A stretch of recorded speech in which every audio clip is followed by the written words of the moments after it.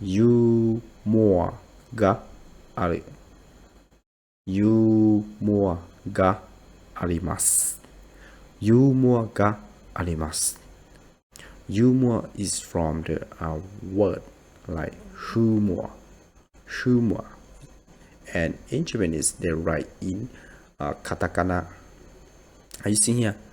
Humor ga aru or humor ga arimasu. Humor is mean the person who like funny and laugh almost every time. So when we have the conversation with another people, or when we talk with another people, and that person is like funny, or the person is like talking something that is really funny, and we will laugh together. So in the time like that, we could it could be called to be humor ga aru or humor ga arimasu.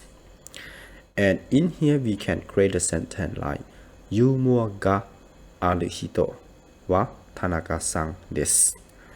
ユーモアがある人は田中さんです。Which means the person who have a humor is Mr. Tanaka.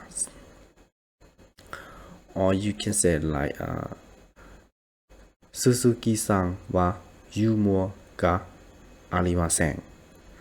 鈴木さんはユーモアがありません。Which means Mr. Suzuki doesn't like to be funny or doesn't like to be have fun and laugh together.